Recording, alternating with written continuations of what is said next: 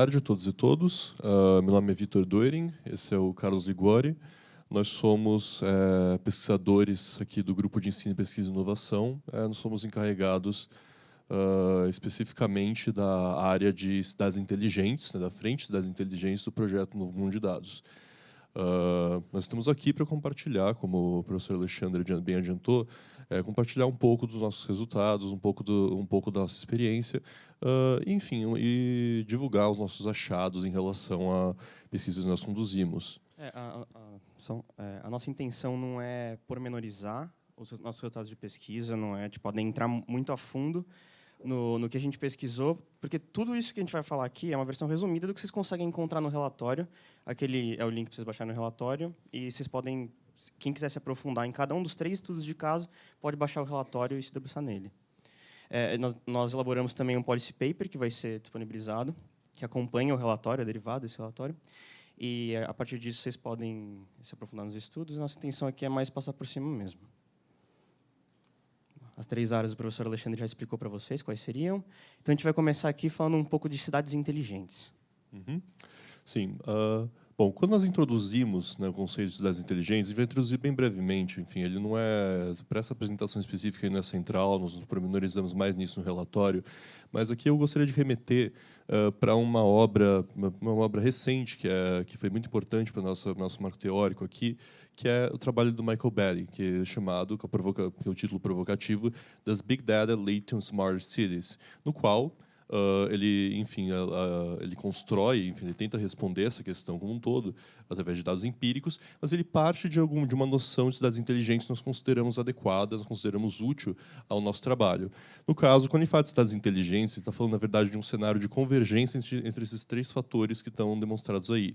É uma situação na qual existe uma disseminação de conectividade no espaço público por meio de, enfim, dispositivos sempre ligados à internet, a difusão de tecnologias tecnologia da comunicação, ICTs, de internet das coisas, de big data, né, armazenamento de dados em grande quantidade, grandes fluxos de dados, e a própria riqueza, na verdade, desses dados em si, que passa a ter utilidades que não eram vistas antes. Então, na verdade, você tem uma convergência desses 3 fatores no sentido de, se facilitar o planejamento e organizar arranjos para a elaboração de políticas públicas mais eficientes, mais sustentáveis.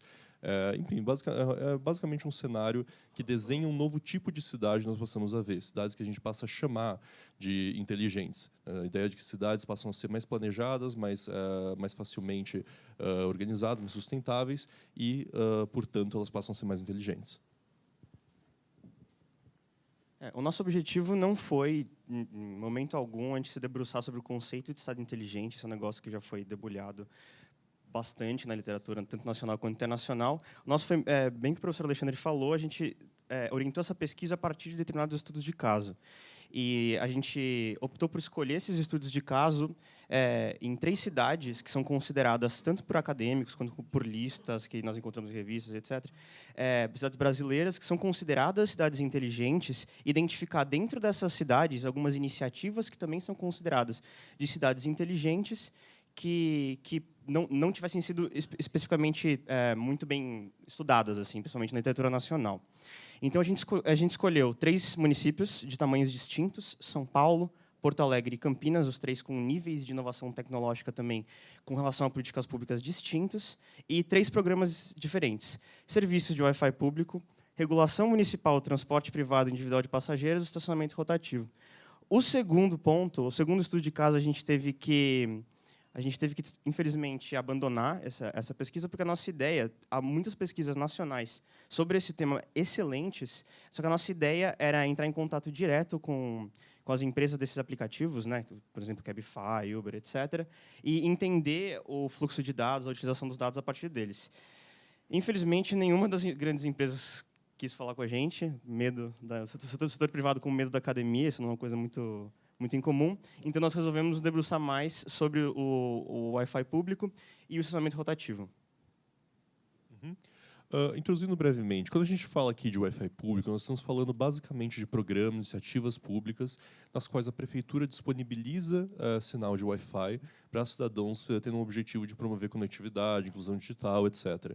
Então você tem aqui 3 modelos, né, 3 programas diferentes de Wi-Fi público nos 3 municípios estudados. O programa Wi-Fi Livre, em São Paulo, programa Porto Alegre Livre, no de Porto Alegre, e o programa Campinas Digital, que envolvem arranjos diferentes, envolvem organizações diferentes, que envolvem basicamente formas diferentes de prover esse sinal de cumprir esse objetivo que é promover a conectividade, promover a inclusão digital, enfim.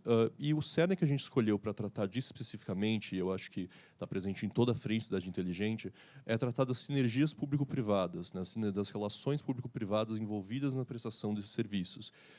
Porque, justamente, quando você está falando de cidades inteligentes, é muito importante você tratar de onde vêm esses dados, quem coleta esses dados, os dados pessoais, a princípio. É o setor privado, é o setor público?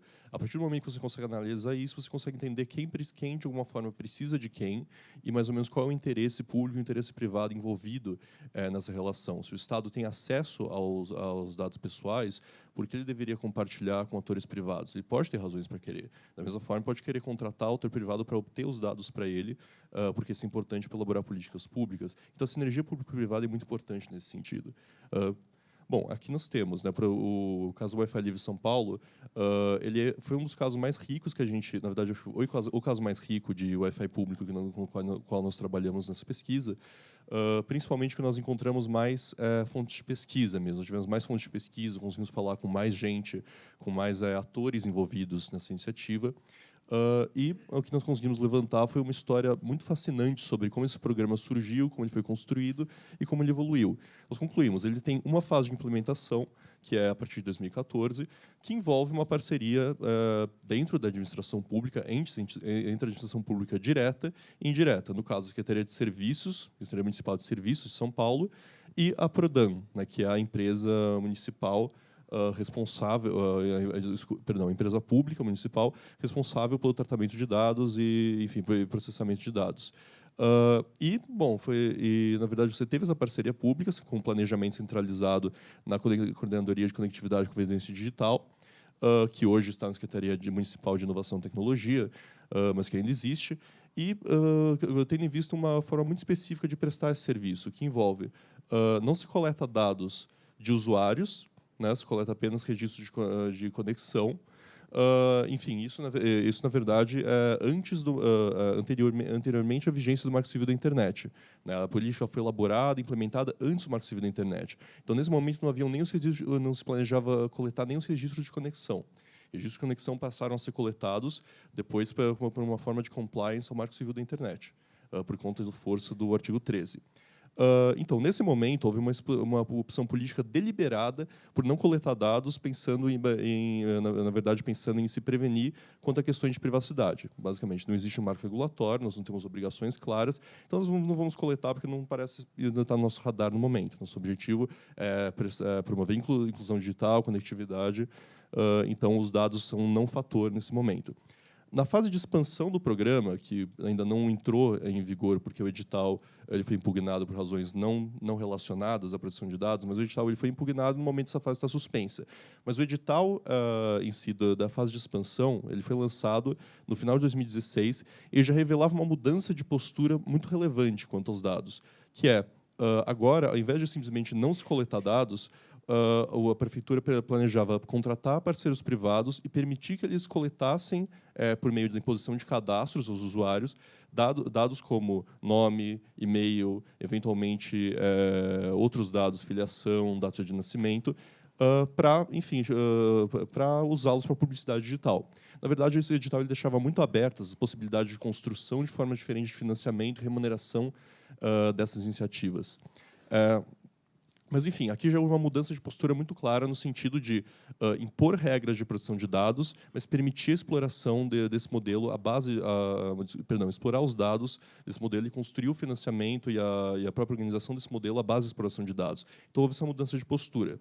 E, atualmente, enfim, isso, na verdade, com uma fase de expansão não chegou a acontecer ainda, enfim, na verdade, desde então você teve esse ano a promulgação de uma outra lei municipal, do programa Wi-Fi Livre Sampa, uma iniciativa paralela, legislativa de expansão do projeto.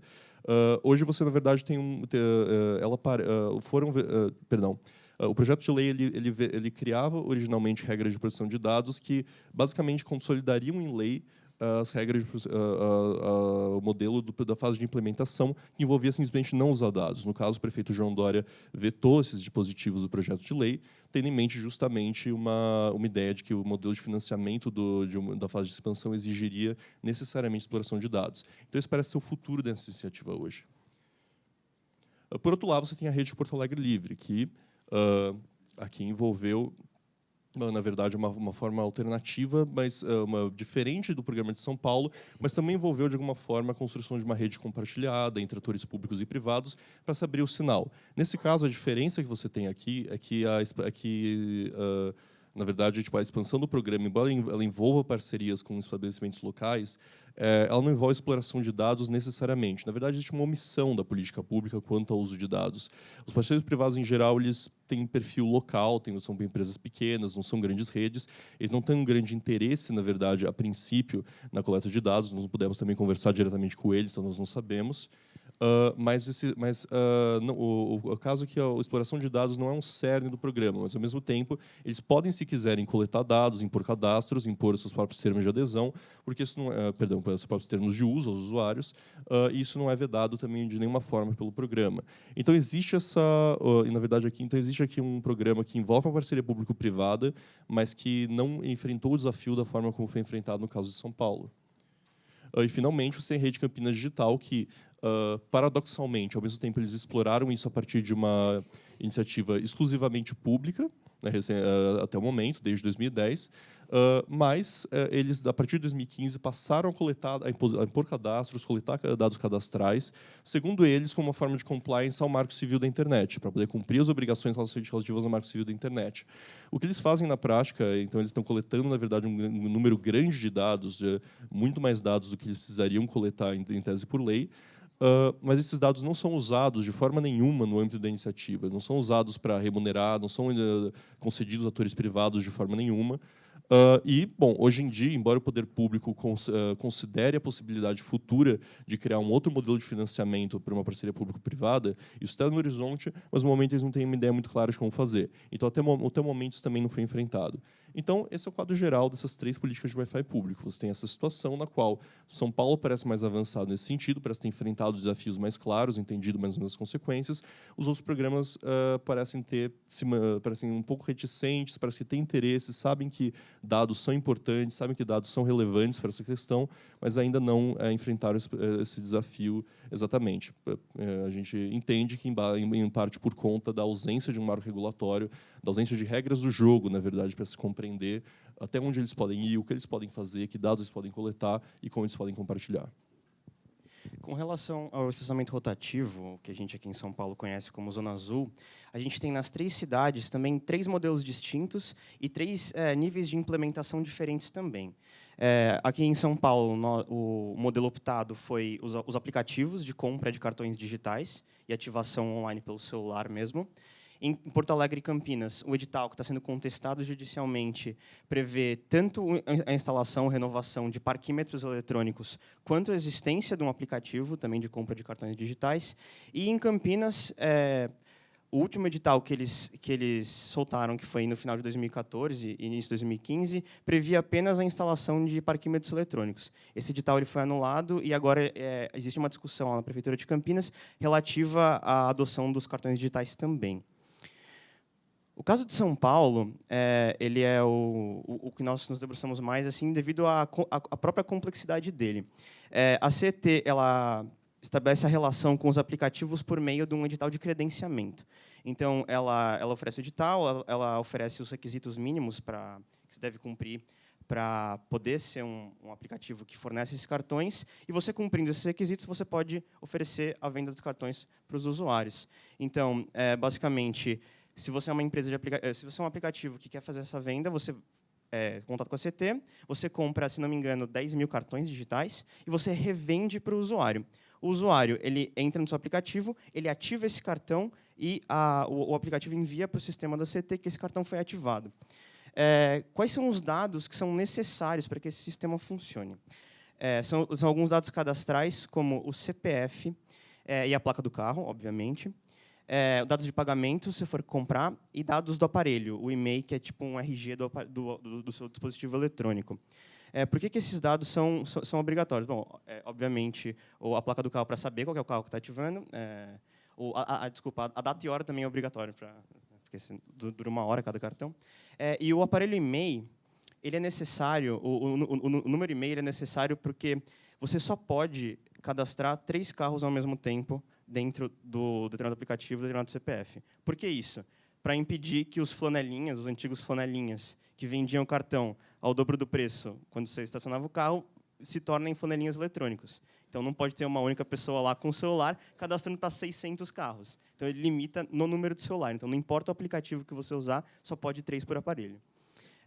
Aliás, essa era um dos problemas que foi diagnosticado, que fez com que a prefeitura buscasse modernizar esse sistema. Eram os cartões falsos, que eram vendidos, os flanelinhas e a dificuldade de você encontrar um lugar para comprar esses cartões. Então, tendo no seu celular, no seu dispositivo eletrônico, eles optaram por usar esse sistema. Agora, os aplicativos, eles não solicitam do usuário somente esses dados que são necessários para o funcionamento deles. Logo que você instala o aplicativo da Estapar, por exemplo, aparece essa telinha. Permitir que o Estapar tenha acesso à sua localização enquanto usa o aplicativo? No começo, esse negócio pode ser uma coisa... esse tipo de fornecimento desse dado gera um certo estranhamento. Para quem estuda produção de dados, direitos, esse tipo de coisa, você já fica com a pulga atrás da orelha. Para uma pessoa que não sabe como funciona o sistema de estacionamento rotativo aqui de São Paulo, ele vai falar, não, é óbvio que ele precisa da minha localização, porque ele sabe que eu estou estacionando lá. Mas não é assim que é feita a fiscalização. Como é que é feita? Você ativa com a placa, vai para o sistema da CT, o guarda vai lá, o marronzinho, o fiscal do trânsito, joga no sistema dele, ele vê que você pagou dentro daquele tempo, então está tudo certo contigo. É assim que funciona. Não precisa de dado de localização. A fiscalização é feita pessoalmente mesmo. Agora, quando isso aconteceu na nossa pesquisa, a gente se perguntou por que ele está pedindo dados de geolocalização, né? Por que será? Aí, experimentando o aplicativo, você descobre que a Estapar, em específico, ele possui uma funcionalidade curiosa, que é, você não conhece a cidade que você está, a cidade tem esse sistema, você pode marcar onde você estacionou seu carro. Legal, bacana. Então, faz sentido você pedir dados de geolocalização. Agora, são 13 aplicativos credenciados, 14 aplicativos credenciados na CT, e, basicamente, todos eles, logo que você instala, pedem acesso à localização, né? Alguns deles têm essa funcionalidade de você encontrar o seu carro, alguns deles têm a funcionalidade de você encontrar vias que precisam que fazem parte da Zona Azul, apesar de existir a placa lá fisicamente, eles mostram um mapinha, projetam um mapa para você e mostram onde é que fica a Zona Azul. E pode servir para isso também.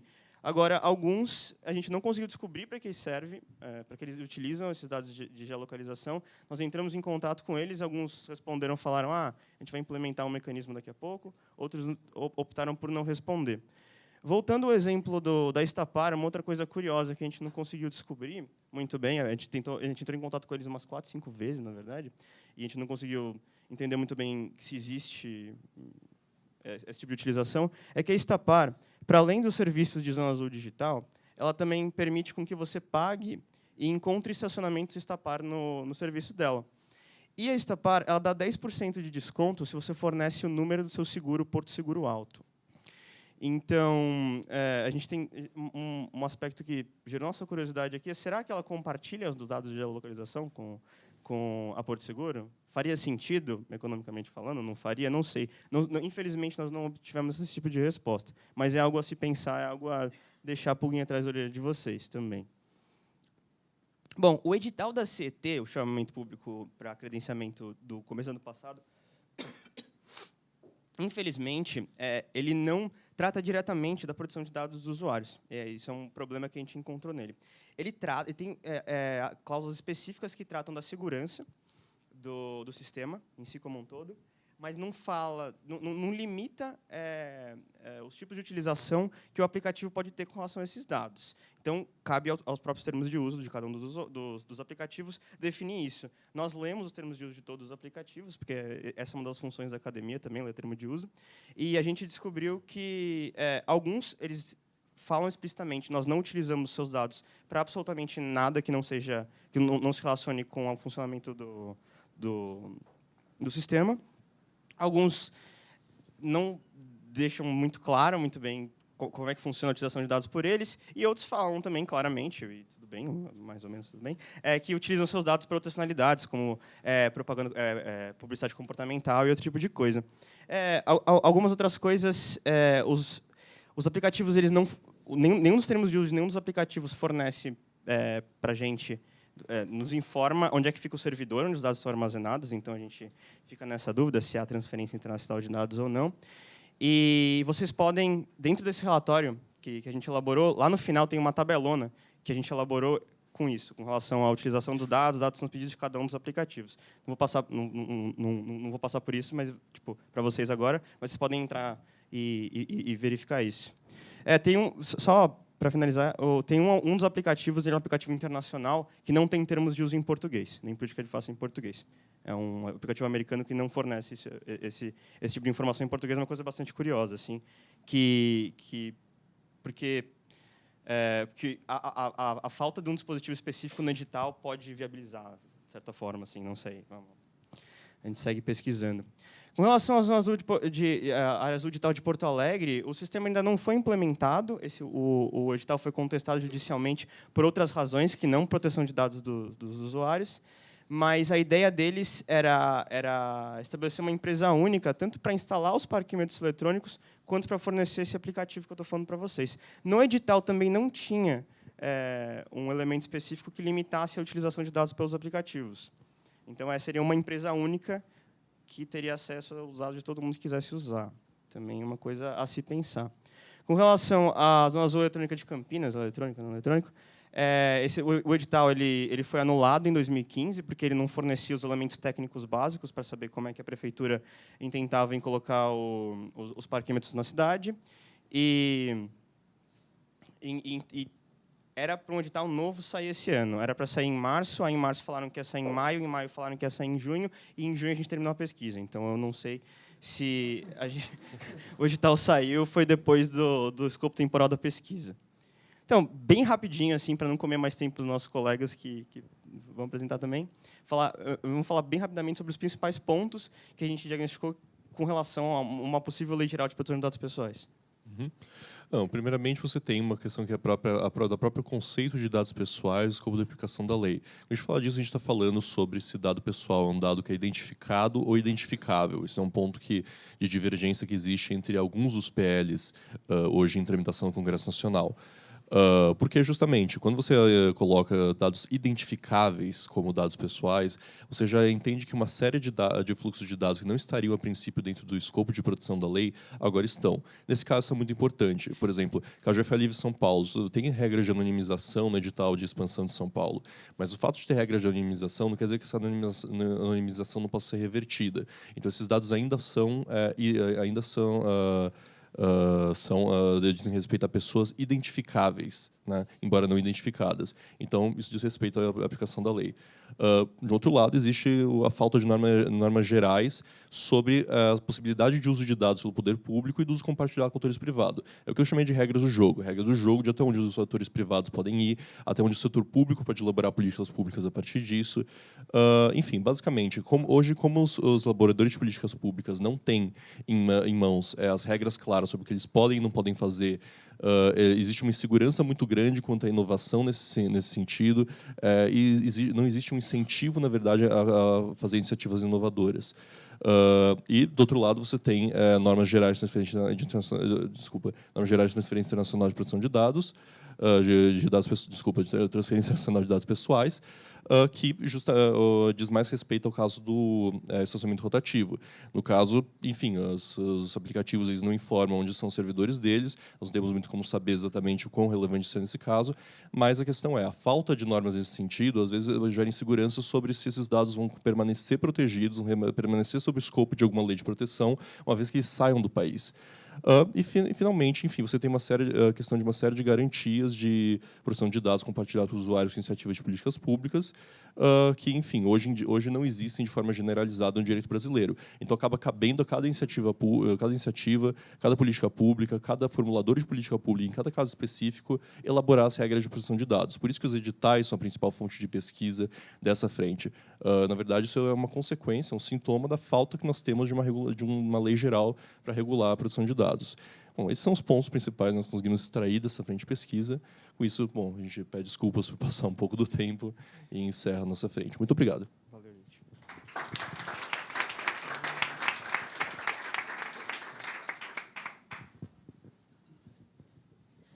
Bom, boa tarde. Eu sou a pesquisadora Ana Paula e eu tenho duas observações. Primeiro, desculpa pela minha voz, mas e a segunda é que a minha apresentação, até por questão do tempo, vai ser um pouco simplista no sentido das discussões que a gente traz no relatório, além do que a intenção mesmo é despertar a curiosidade de vocês e não ficar muito repetitivo para quem já participou de outras discussões com a gente. Então, eu peço desculpas por esses dois fatores, mas a minha frente específica foi a de agricultura de precisão e digital. Como o Alexandre bem explicou, o nosso foco inicial foi no recorte de agricultura de precisão. Contudo, a dinâmica, a inserção das tecnologias no campo e até as discussões em diversos âmbitos, não só acadêmicos, mas também tecnológicos e governamental sobre agricultura digital, nos incentivou a falar, a pensar um pouco o que seria uma agricultura digital. E aqui eu trago até algumas ideias para reforçar um pouco disso, da importância desses conceitos, né? Não sei se vocês já algum dia esbarraram com eles, já ouviram falar sobre o que seria agricultura de precisão ou agricultura digital. Aqui na nossa pesquisa, a gente trabalha com esses dois conceitos conjuntamente, significando um processo, né, de transição ou não, mas é uma dinâmica que ainda está em curso. E a principal ideia por trás da agricultura de precisão e das tecnologias e dos dados relacionados a elas, a gente tem, então, um sistema de gerenciamento agrícola focado nas características particulares de partes menores de uma fazenda, de uma propriedade produtiva. Qual que é a diferença em relação a uma agricultura tradicional? Na agricultura tradicional, a gente teria um tratamento de uma propriedade de uma forma única, né? A aplicação seria de um fertilizante ou de um defensivo da mesma forma para todas as partes da propriedade. E com a agricultura de precisão, trabalha-se um conceito de a quantidade certa do elemento certo no momento certo. E é por isso que aqui se destacam uma série de tecnologias e de dados, sobretudo agronômicos, mas não somente, relacionados também a tecnologias como sensoriamento remoto, GPS, dentre tantas outras que possibilitam o mapeamento e a identificação dessas características.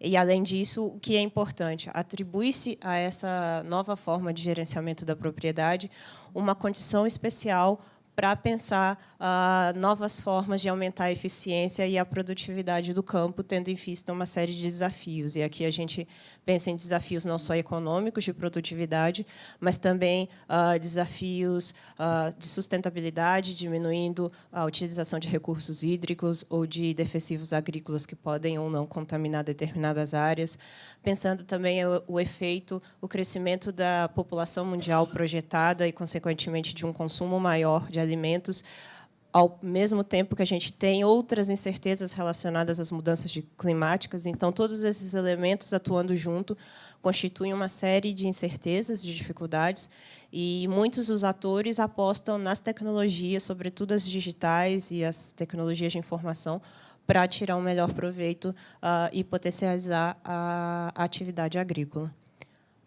A agricultura digital vem nesse processo como uma forma de, a partir do que já vinha sendo desenvolvido com a agricultura de precisão, trabalhar de uma forma integrada dados os mais diversos num fluxo muito mais intenso, né, dentro até do próprio conceito de Big Data, se a gente pode dizer assim, e pensar, então, sistemas de produção agrícola conectados e baseados no conhecimento. E aí é que a gente tem uma série de...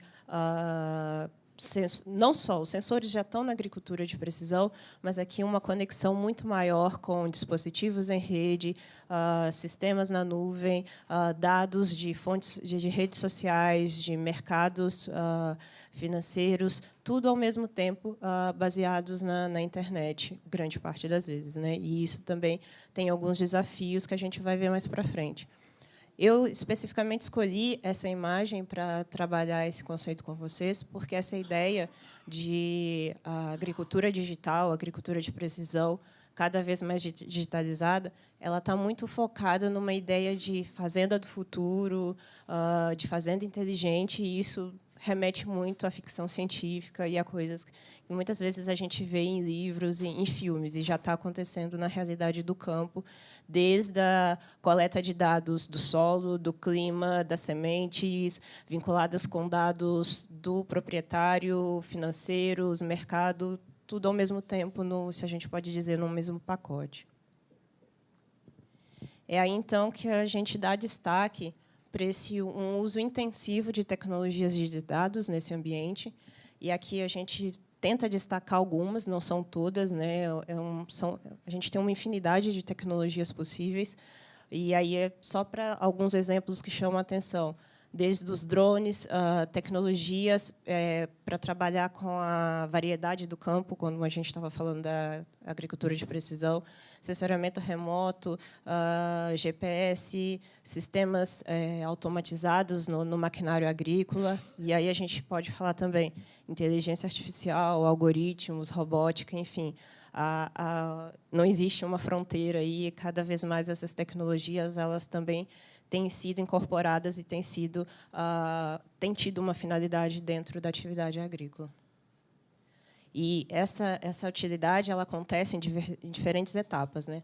Esse esqueminha um pouco simples, mas a nossa ideia de dizer que, desde a concepção da semente até o pós-colheita, esses dados eles podem, né, em muitos casos, são intensivamente coletados, analisados, e eles influem na gerência e na gestão da propriedade, dependendo do objetivo. Então, isso acontece antes da plantação, depois da plantação, e isso pode, a partir daquelas tecnologias, a promessa é que o produtor tenha gerência sobre, ok, isso não está dando certo, ele pode alterar a decisão dele em tempo real, estando à distância, buscando um resultado X ou Y. Então, uma influência num processo que, a princípio, seria linear, a utilização massiva de dados poderia produzir efeitos diversos ao longo dessa cadeia.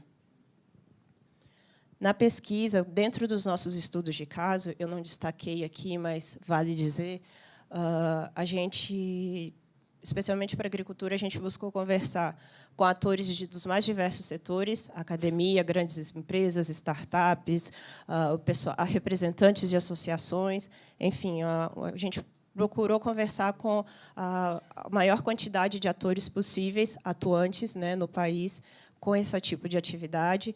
E, dentre eles, se destacou os sistemas dos drones e dos software as a service, ou software como serviço, né? Por isso que a gente dá uma especial atenção para esses dois casos, representativos apenas para ilustrar o que pode acontecer com outras tecnologias.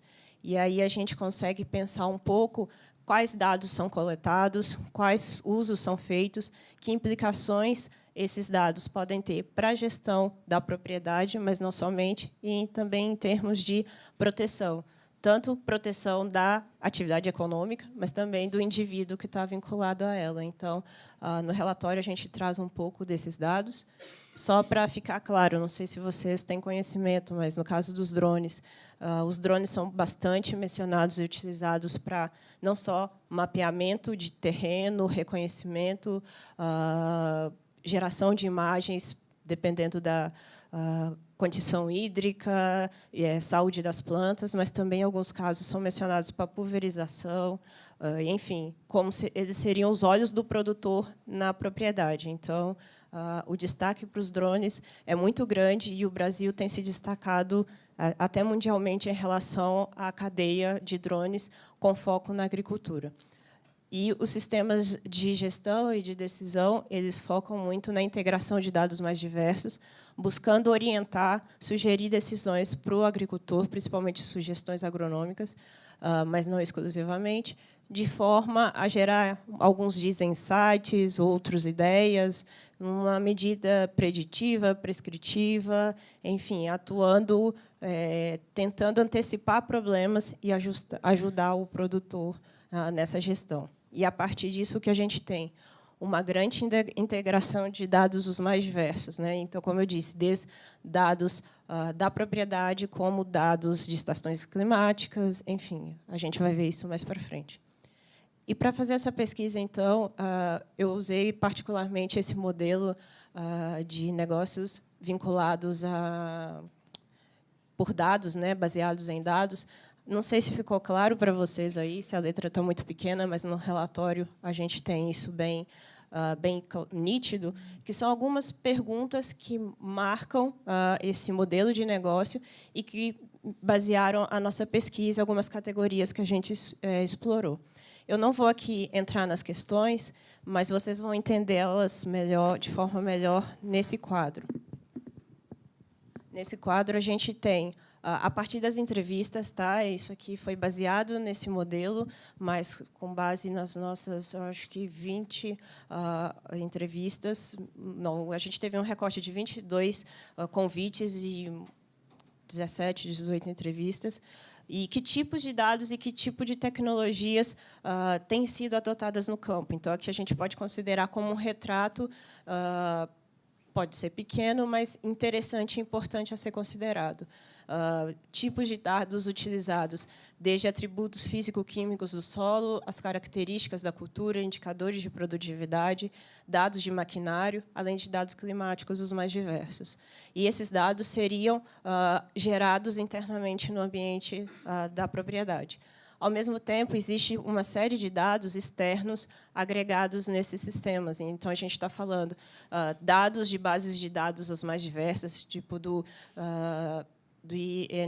INPE, bases meteorológicas privadas, mercado financeiro. Algumas plataformas utilizam dados pessoais de redes sociais, enfim, dados externos que, de alguma forma, subsidiam também inferências e análises para para determinada atividade dentro, determinada decisão dentro do ambiente da fazenda. E aí, quando a gente fala de dados do agricultor, a gente tem dados pessoais cadastrais em muitos softwares, em muitos sistemas. É necessário, se não todos, você fazer um registro com seu e-mail, com seu nome, CPF. Muitos sistemas pedem dados sobre que produto você comprou, de quem você comprou, como você pagou. Então, aí a gente já constrói uma cadeia bem mais complexa, além de informações financeiras, né, que eu já mencionei. Dados diversos abertos, eu já acabei mencionando. Então, a gente tem uma complexidade de dados que são integrados nas plataformas. E, como eles são adquiridos, em geral, grande parte deles via sensores, tecnologias mais diversas, drones, câmeras, enfim, a gente tem uma série de tecnologias que são utilizadas aí.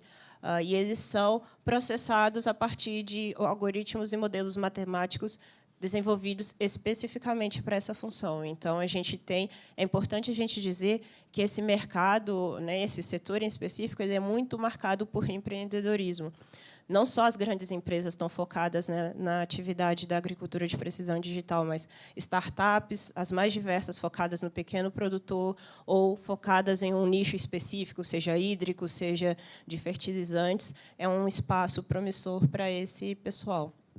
E aí, com a atividade analítica, as mais diversas, desde descritivo, preditivo ou prescritivo. Então, aqui, só para terminar essa parte, essa contextualização, esses sistemas, né, esses serviços, seja por um drone, por um sistema, um software como serviço, dentre outras possibilidades de serviços atrelados à agricultura de precisão digital, a gente tem um mercado também de consultoria, tem um mercado de agregação de dados, os mais diversos. Então, a gente tem essa oferta específica de inovação e de produtos vinculada. E o público-alvo para esse tipo de tecnologia acaba sendo mais diverso. A gente conversou com empresas focadas somente nos big players, a gente já conversou com startups focadas no pequeno agricultor, e o consenso é que, a gente pode dizer, né, no país a gente já observa algumas iniciativas altamente conectadas. Um dos nossos entrevistados até mesmo disse: tem produtores na nuvem e tem produtores na lama. Então, a gente pode ainda trabalhar um pouco com essa ideia de que a gente está numa fase de transição e a difusão dessas tecnologias não é ampla, mas ela existe de alguma forma. E aí, para terminar, eu trago aqui, vou mencionar bem brevemente, os desafios que os nossos entrevistados principalmente apontaram e que têm consonância com a nossa pesquisa bibliográfica também, né? Nos desafios técnicos, eu vou citar 3, e aí a gente pode depois conversar mais, se não no debate, pelos corredores, porque a minha plaquinha ali já subiu, que é a falta de padrão desses dados, a qualidade dos dados não é garantida, então existe uma controvérsia do que seria um bom dado, além da conectividade. Eu faço questão de falar sobre a conectividade, porque no meio de São Paulo, de repente, o sinal, né, a gente não tem uma conectividade ampla, tem umas nuvens, uns blackouts de sinal. Se a gente pensar na realidade do campo, como é levar acesso, né, e como a gente está falando de serviços altamente dependentes da nuvem, se não todos, mas de alguma forma vinculados a serviços na nuvem, a conectividade é fundamental. E se a gente for parar para pensar no tipo de material que sobe para a nuvem ou a gente faz download, que são imagens, mapas, muitas vezes pesados, isso acaba sendo um agravante. Dentre os desafios socioculturais que sobressaíram na nossa pesquisa, a gente pode falar o desafio de adotar tecnologias de forma integrada. Muitas vezes, o agricultor adota uma ou outra e é o que ele pode fazer. Além disso, a gente tem a questão do custo-benefício. O retorno não é a curto prazo, então, e o investimento é alto. Isso acaba complexificando a decisão. E a falta de confiança, né? A gente tem que atribuir um fator fundamental para isso. Rapidinho.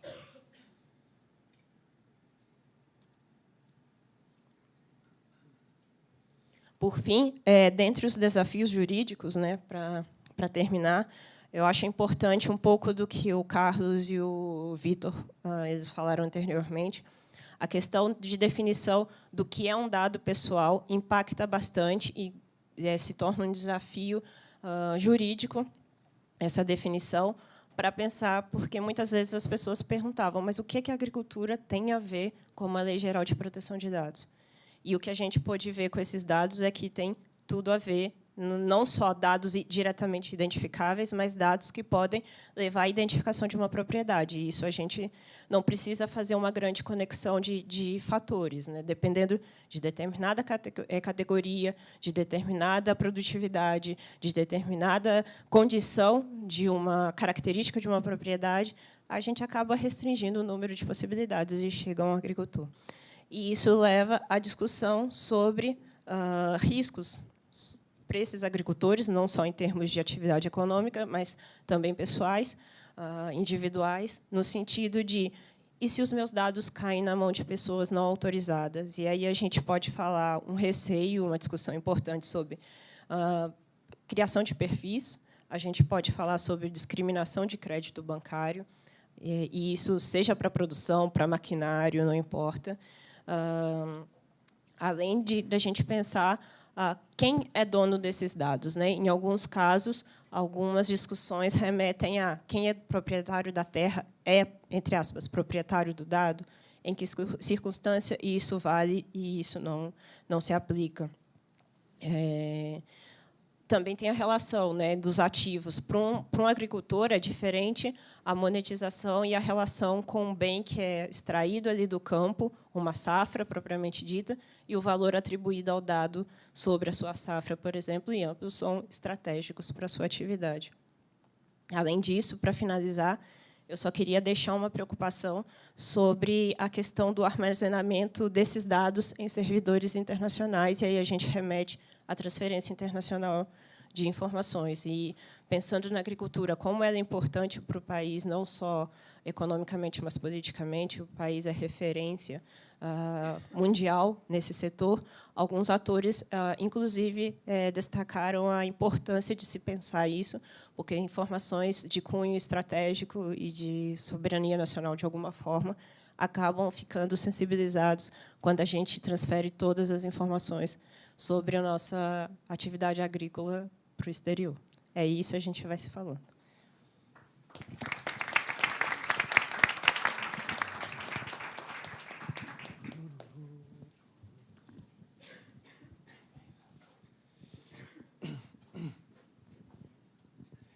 Boa tarde, pessoal. Meu nome é Vitor Vasselli.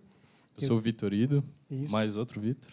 A gente pensou em mudar o nome do GEP para GEP-V, né? Grupo de Ensino, Pesquisa e Inovação dos Vitors, que tem 4 no grupo. Aqui atrás, na produção, no audiovisual, tem mais 2 Vitors, ou seja, a gente está tomando a GV. E a nossa pesquisa, a nossa parte na pesquisa no O Novo Mundo de Dados foi justamente sobre a saúde digital. Bom, antes de tudo, é importante a gente falar, a saúde digital talvez seja um tema um pouco mais acessível no sentido da conceituação. A gente não vai por esse approach nessa pesquisa, mas o que a gente já anuncia aqui desde o começo. Existe, de certa forma, um descompasso entre as expectativas que a gente encontra na literatura, sobretudo internacional, muito voltada aos limites, às fronteiras do que essas tecnologias de saúde digital podem efetivamente trazer para os pacientes e usuários, empoderamento, maior conhecimento sobre seus próprios dados, etc., e a realidade do setor e dos atores envolvidos aqui no Brasil. A gente vai tentar abordar um pouco como essa dualidade impacta também no próprio tratamento desses dados. Antes de tudo, quando a gente começou essa pesquisa, a gente entrou em contato com uma quantidade bastante grande de atores-chave em diversas modalidades da saúde digital, então, quer dizer, envolvendo hospitais, indústrias farmacêuticas, startups de aplicativos de saúde, entre outros, e a gente teve essa porcentagem de 71% de negativas. Só para vocês terem garantia de que a gente foi atrás, a gente tentou seguir um padrão com todas elas, de mandar pelo menos 5 e-mails, entrar em contato ao longo de mais ou menos 2 meses, até que, eventualmente, bom, se não quer, realmente não teria como insistir. Dentre as instituições que nós entrevistamos, que foram a base essencial da nossa investigação e das conclusões, nós temos pequenas, médias e grandes, então a gente está falando desde pequenas startups recentes até grandes hospitais, setor público e o setor privado, eventualmente todos eles trabalhando juntos, inclusive, e dentre os entrevistados em si, diretores de tecnologia de informação, fundadores ou diretores administrativos dessas empresas, presidente e médicos envolvidos. Sim. Essa variedade de entrevistados, principalmente dos agentes em si, sugere para a gente que não existe nessas empresas, nessas instituições, a figura de um responsável pelo tratamento de dados.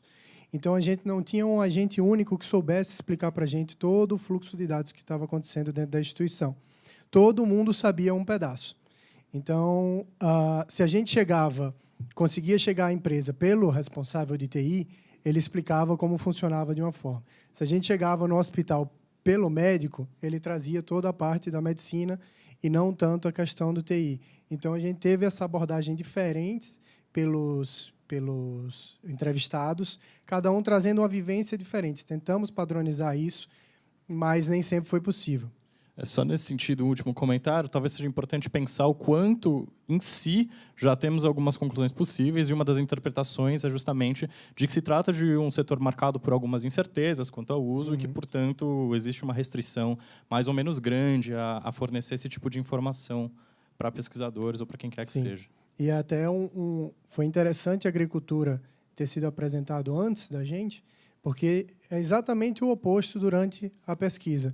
Enquanto a Ana conseguiu quase todos os dados que surgiram ali com os entrevistados, conseguiu criar um fluxo, conseguiu saber quais tipos de dados eram utilizados, raríssimas vezes a gente conseguiu chegar nesse ponto de elucidação sobre o que é que estava acontecendo dentro dos agentes de saúde.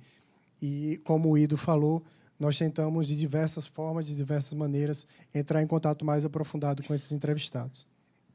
Bom, o que isso nos diz, né? A pesquisa como um todo ela é informada então baseada nos estudos de caso, mas também por princípios de grounded theory, ou seja, de uma teoria baseada não da teoria para os fatos, mas de uma teoria que é construída a partir dos dados da realidade.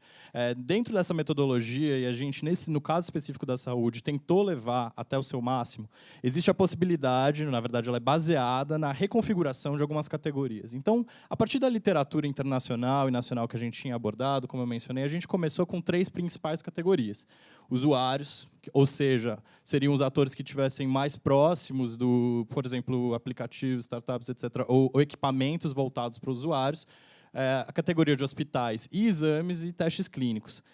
Durante as nossas entrevistas, como a gente percebeu que o uso efetivo dos dados tinha um descompasso em relação a essa literatura, usado para formas, na verdade, bastante distintas, a gente passou, num segundo momento, para essa uma nova subdivisão, agora baseada em mobile aplicativos, gestão de fábrica e de produção ou para fábrica, e, por fim, os testes de pesquisas clínicos que se mantiveram. Essa fala que a gente está colocando aqui, a gestão de produção fábrica permeou a fala de vários entrevistados, sendo a conexão mais difundida em tecnologia de saúde, é, na verdade, bastante importante, porque talvez ela remeta ao que é o cenário da saúde digital como um todo aqui no Brasil. Por que a gente está falando isso? Nas entrevistas, a gente percebeu, dentre outras coisas, um certo tom de dizer, olha, o setor é marcado por uma série de dificuldades institucionais e conjunturais muito grandes, que envolvem, por exemplo, a dificuldade de investimentos, envolve a carga tributária, envolve a falta de atores em um mercado que fossem consumir tipos, por exemplo, de wearables extremamente caros e especializados, entre outras dificuldades, o que leva a ter o tipo de investimento em dados, ainda que não da forma que se esperaria a princípio.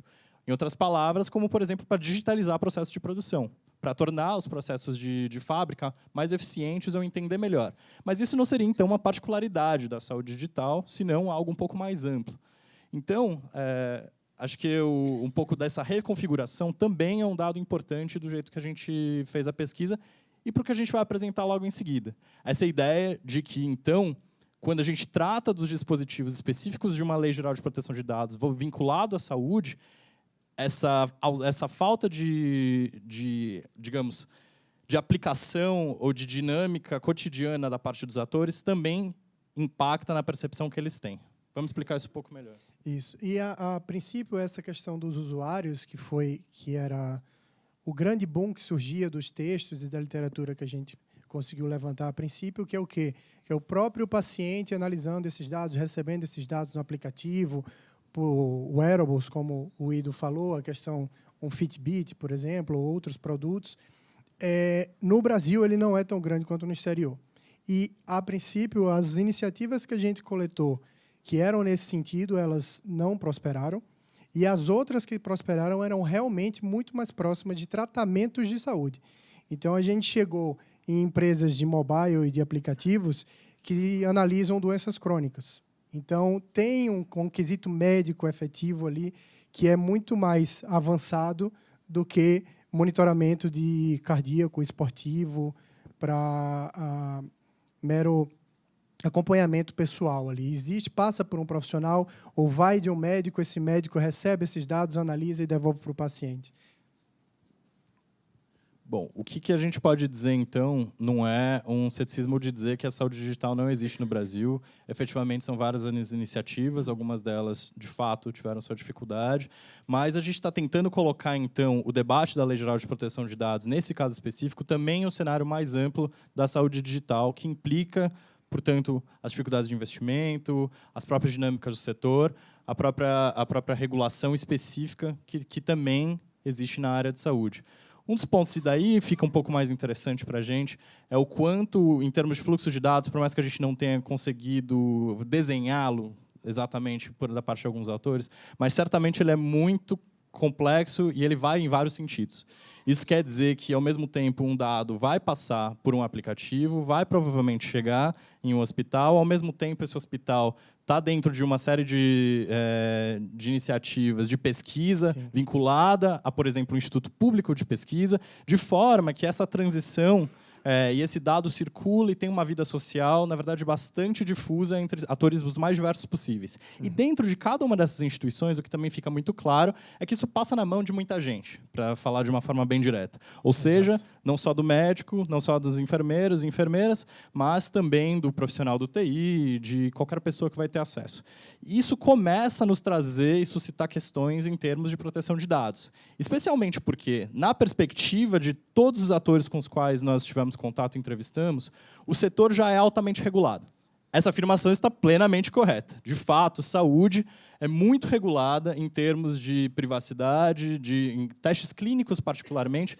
Isso é muito sério, de forma que os atores nem sabem exatamente o que eles têm que cumprir, mas sabem que as exigências são enormes. O ponto que a gente só tem para suscitar é o seguinte: na perspectiva da maior parte dos atores, eles não têm nenhuma preocupação. Eles não têm muito o que fazer, porque, afinal, eles já respeitam a privacidade e o consentimento de todos os pacientes, usuários, atores envolvidos. Entretanto, isso não necessariamente é verdade, o que nos leva, eu acho, para o ponto seguinte. Isso. E só mais uma questão nesse ponto, é que eu acho que esse é o grande diferencial da saúde digital frente às outras áreas. Se para as outras áreas o uso de dados digitais é algo recente, o uso de dados pessoais é algo um pouco mais recente, a nossa literatura, que foi levantada por essa pesquisa, trata, por exemplo, de prontuários eletrônicos no Brasil há bastante tempo. A questão do dado pessoal na saúde uma pauta essencial há bastante tempo. Então, assim, mesmo que não sejam dados digitais ou dados pessoais digitais, que é essa nova mudança, mas a pauta sobre a proteção dos dados do paciente é uma pauta intrínseca, praticamente, à medicina e à pesquisa na área de saúde, que já tem uma literatura significativa. Bom, diante desse contexto, então, como a gente tinha mencionado, ao mesmo tempo a gente está falando de um setor altamente regulado em vários aspectos, mas em que esses atores, e como a gente mencionou, tanto pequenos, médios e grandes, consolidados e iniciantes no mercado, tanto médicos quanto profissionais de TI, nenhum deles estava efetivamente apropriado do debate da Lei Geral de Proteção de Dados no Brasil. Alguns deles chegaram, como eu mencionei, a dizer, bom, na verdade, ele nem tem que nos interessar porque ele não vai nos afetar diretamente, ou se afetar de uma forma bastante pequena. Sim. Como a gente mencionou, na verdade, por esse fluxo de dados que passa por vários atores e vai de diversas formas, e por alguns casos que a gente teve de exemplos, como, por exemplo, mandar um banco de dados inteiro para uma outra instituição sem nenhum contrato, sem nenhum consentimento, sem falar para ninguém que isso estava sendo feito, já demonstra que, na verdade, existe um risco grande de uso inadequado do tratamento de dados. Então, o que a gente queria fazer essa contraposição a partir desse cenário bastante complexo, alguns dos pontos principais, novamente, remetem ao que os nossos colegas nas outras frentes de pesquisa já mencionaram. Em primeiro lugar, qual que é o objeto específico da regulação no caso de saúde?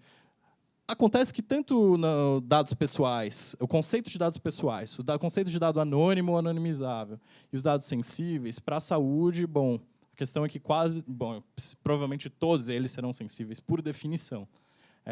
O ponto, como o Vitor Varcelli acabou de mencionar, do consentimento e do interesse legítimo também tem uma literatura gigantesca na parte de saúde, e isso se reflete na percepção dos atores, de que é um tema muito importante. O que não quer dizer que o consentimento vá além de assinar uma série de papéis, o que é uma outra questão para ser pensada, né? E também o aspecto da transferência internacional de dados aparece aqui novamente.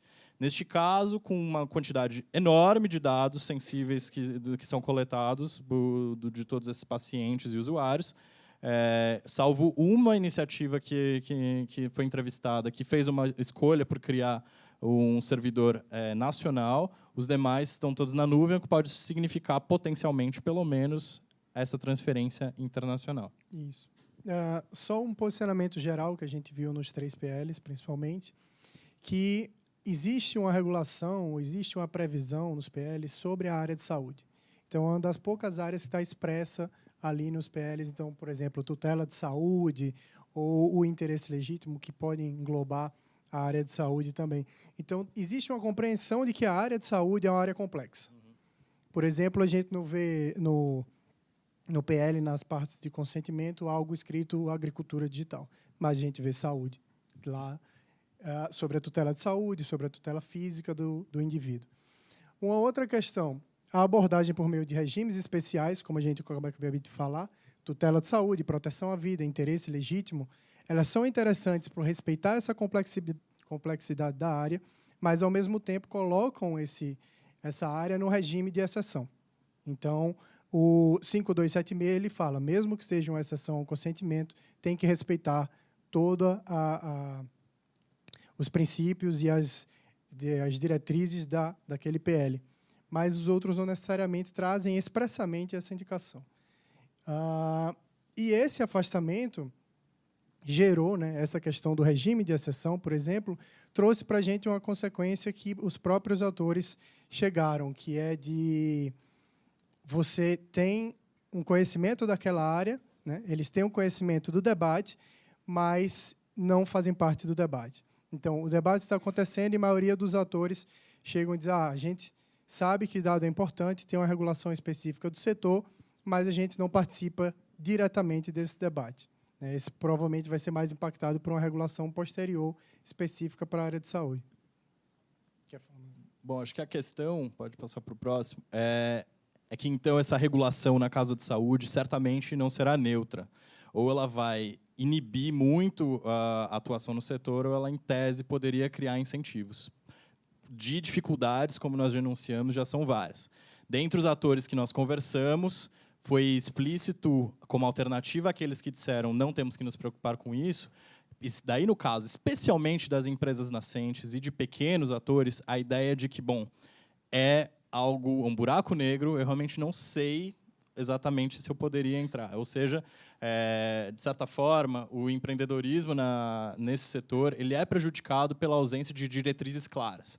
Nesse sentido, uma regulação ela não serviria para criar novas barreiras ou entraves burocráticos, senão o contrário.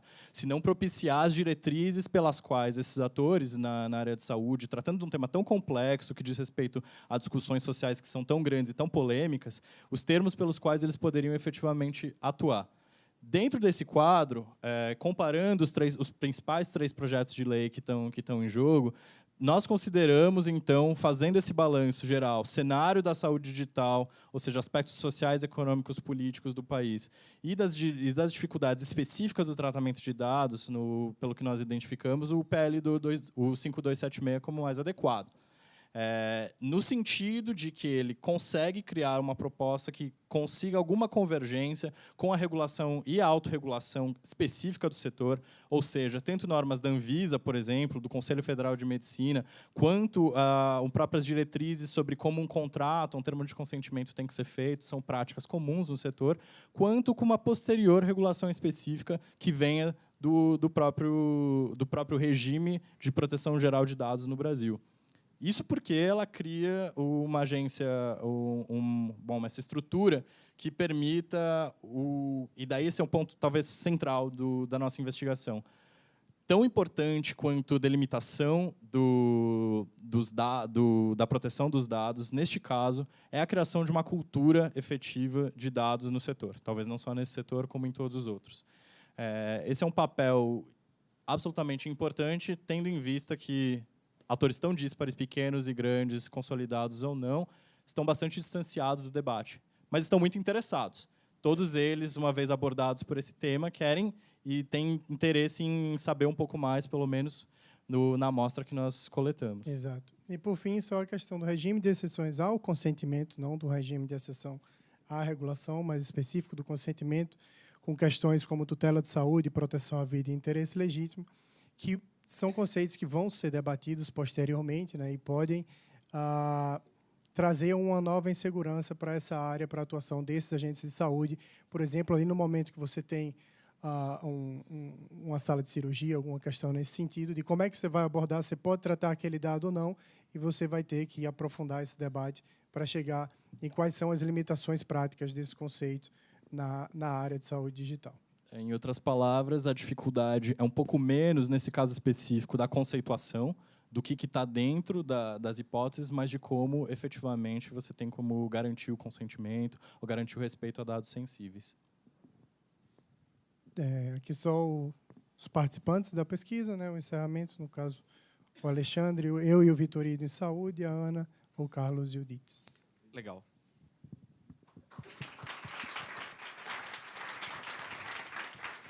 Gente, a gente tem 20 minutinhos aqui para coletar algumas perguntas. Então, eu vou passar o microfone ali. Eu queria só fazer uma primeira rodada ali para 3 primeiras perguntas, para que, na verdade, os pesquisadores pudessem ali fazer os seus comentários, isso junto comigo. Eu tenho o Marcelo aqui, eu tenho o Caio ali. Eu já passo a palavra para você também. Temos essas 3 primeiras perguntas, depois a gente vai anotar as outras para uma segunda rodada. Vamos lá? Obrigado, Alexandre. Marcelo Leonardo, da Google, falando. Gente, parabéns pelo trabalho, incrível. Minha pergunta é saber, basicamente, qual foi, na visão de vocês, as principais reações. Na área de saúde, acho que ficou bem claro, vocês conseguiram expor isso bem.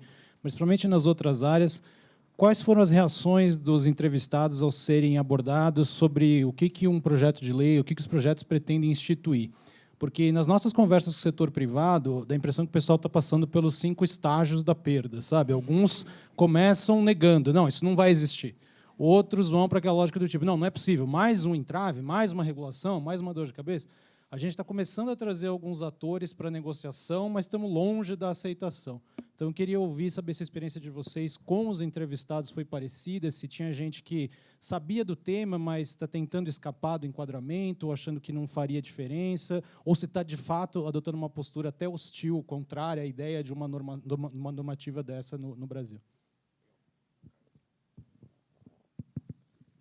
Pessoal, em primeiro lugar, parabéns a todos. Acho que a pesquisa está extremamente interessante. Eu sou Caio Mário, professor aqui da escola também, e tenho tido o prazer aí de participar do consórcio que está assessorando o governo nos casos de IoT, né, no Plano Nacional de Internet das Coisas.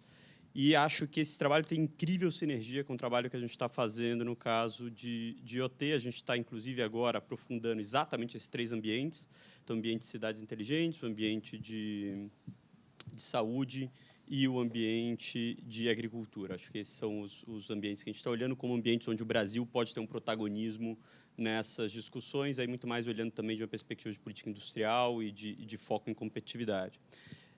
E aí, minha pergunta para vocês é sobre essa interface entre esse mundo de dados e o quanto vocês olharam para a perspectiva de que, nesses ambientes, cada vez mais o que a gente está vendo é a conexão de máquinas e equipamentos que estão coletando dados independentemente das pessoas, em grande medida, né? E aí isso traz novas perguntas e novas questões sobre questões como consentimento, traz novas discussões sobre o que é dado pessoal nesse ambiente específico também, e as discussões sobre dados pessoais no ambiente em cada vez mais o que você está coletando são padrões gerais, por exemplo, de movimentos na cidade ou coisas dessa natureza. Então, quer dizer, os desafios que vocês viram ao longo da pesquisa em relação a olhar para esse mundo de dados no mundo de internet das coisas cada vez mais. Como é que vocês estão vendo isso?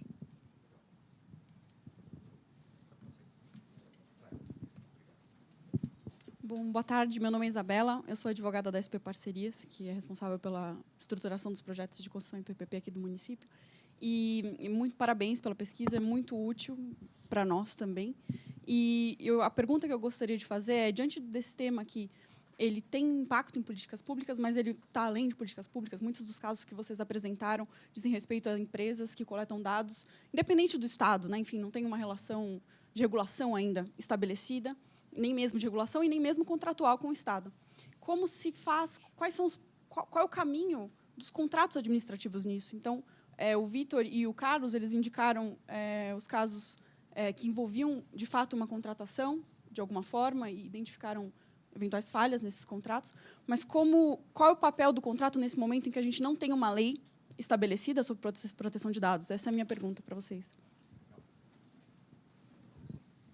Vou fazer uma primeira rodada aqui, mas eu vou aproveitar só para fazer uma pequena introdução e depois eu já coleto uma segunda rodada de perguntas. E aí, uma das coisas que eu acho interessante, que fez parte da nossa pesquisa, e aí endereçando tanto a pergunta do Marcel quanto a pergunta do Caio, uma das coisas que ficou muito clara é o seguinte: as percepções foram diferentes, eu acho que cada um aqui pode dizer de maneira própria, mas uma dificuldade foi compartilhada, em parte, vamos dizer assim, para a nossa primeira abordagem. Todos tinham um certo receio em fazer o primeiro contato. E, a partir do primeiro contato, alguns se mostraram muito mais, vamos dizer assim, inseridos no debate, e outros com medo. E aí eu faço referência, eu queria que vocês, inclusive, mencionassem propriamente algumas respostas curiosas que a gente recebeu por e-mail, assim. Desde respostas dizendo: não temos nenhum profissional que possa responder os questionamentos que vocês já anteciparam para a gente, então a ausência desse profissional, até mesmo respostas de não queremos, na verdade, nos comprometer. E foi muito interessante porque a gente nem sabia como as pessoas poderiam se comprometer em relação porque a entrevista nem começou e a resposta que a gente já recebeu foi um enorme receio, um receio não compartilhado por nós quando na verdade, líamos a descrição que estava constante dos respectivos sites ou dos respectivos termos e condições de uso. Então, assim, a gente teve um grau muito grande de o que na verdade, abordar alguém em relação a uma determinada regulação pode trazer enquanto primeira percepção do que a gente gostaria de perguntar, independentemente das próprias perguntas que a gente fez. No relatório, na verdade, é um conjunto muito simplificado de perguntas que a gente tinha ali. E, claro. Naqueles que não responderam. Aqueles que não prestaram uma entrevista para nós, aqueles que não sentaram com os nossos pesquisadores e responderam ali com um termo de autorização para a entrevista e com os resultados ali constados no nosso relatório, a gente considerou como não entrevistados, por mais que a gente tivesse uma resposta por e-mail ou por escrito dizendo: olha, não queremos participar, mas sempre tinha uma justificativa do porquê não participar. Mas, e já passando a palavra para os pesquisadores responderem caso a caso, na pergunta do Caio, o que nos chamou muita atenção foi o seguinte: a gente precisava, num primeiro momento, entender, por setor, que dado era coletado, que era uma informação que, no início do debate, a gente perguntava para as pessoas, elas não sabiam, e a gente teve um primeiro esforço de tentar verificar, bom, ok, em agricultura, que foi a tabela que a Ana mostrou, quais são efetivamente os dados que são coletados, qual é a importância de cada um daqueles dados, eles estão integrados ou não, qual que é o fluxo desses dados dentro de alguns modelos de negócio e como, na verdade, esses dados podem ser considerados em alguns contextos e para alguns termos utilizados nos diferentes projetos de lei como dado pessoal ou não. Uma das coisas que ficou muito clara para a gente é a ideia do efeito mosaico. Quando você tem a terminologia ali identificável enquanto definição do conceito de dado pessoal, isso por si só torna um campo inteiro objeto de regulação. Então, essa correlação não estava clara do ponto de vista do debate público, mas com a conversa com os atores para perceber que a identificabilidade residia no fato da integração de dados que sejam cadastrais com dados gerais e, na verdade, talvez o maior potencial no campo agrícola não esteja relacionado diretamente àquele conjunto de dados que a Ana expôs, que eram dados de natureza pessoal, mas a integração faria com que você entrasse no escopo, isso por si só já tornou, na verdade, aquela discussão que a gente enfrentava nos primeiros dias, que é: agricultura, por que vocês estão estudando agricultura? Não faz sentido vocês estudarem agricultura. Não está dentro do escopo de um determinado projeto. E o que a gente percebeu, na verdade, existe um brutal potencial ali no campo agrícola, mas, ao mesmo tempo, esse esse brutal potencial por este efeito faz com que você atraia a competência regulatória ali relacionada a esse tópico. Então, nesse sentido, o que a gente tentou, na verdade, enquanto pesquisa, não foi nem entrar, e que agora é uma pesquisa que a gente está fazendo atualmente, que era entender como, na verdade, esses dados eram utilizados para fins de inserção, vamos dizer assim, de determinadas empresas ou entidades no campo ou agrícola, em qualquer um dos setores aqui, geração de inteligência e assim por diante. No final das contas, a gente queria ver como esses setores se inseriam em duas perguntas fundamentais. Que dado você coleta e qual que é o fluxo que esse dado tem e a importância, portanto, dele dentro do seu modelo. Esse tipo de contribuição foi uma tentativa que a gente fez para, no mínimo, dar subsídios para dizer, olha, a aplicação da norma no futuro vai ser uma aplicação que vai ter esses condicionantes. E aí a gente percebeu, na agricultura, por exemplo, um papel enorme que hoje a gente percebe que algoritmos podem desempenhar. E da mesma forma que em outro, por exemplo, e aí eu termino aqui, na área de saúde, por exemplo, para fins de medicina diagnóstica, é impressionante a forma como determinados departamentos de hospitais de ponta, e aí só para dizer um que a gente chegou a entrevistar ainda bem, que é um Einstein, eles conseguiram ter avanços importantíssimos na precisão da medicina diagnóstica deles, simplesmente integrando plataformas que têm ali em algoritmos de a consolidação e tomada de decisão para fins de identificação de padrões de doenças muito grande, com empresas nascentes que estão nessa área trabalhando, na verdade, tecnologias envolvendo inteligência artificial no campo médico para identificar padrões e antecipar um trabalho que até então era feito por longas horas dentro de equipes médicas. O médico hoje, em alguns contextos, recebe já um pré-laudo, vamos dizer assim, com padrões ali de doenças pré-detectadas. Então, o que a gente tem, na verdade, é um potencial brutal para dados, mas muitos atores ali tanto quanto receosos, seja para explicar, seja, em alguma medida, para utilizar em um campo público, talvez seja o exemplo por excelência. A gente percebeu aqui que existe um receio fortíssimo em relação a usar os dados ou até mesmo pensar em formular políticas públicas, porque é aquela ideia do campo normativo de se eu não tenho uma definição exata do que eu posso fazer, é melhor eu me abster.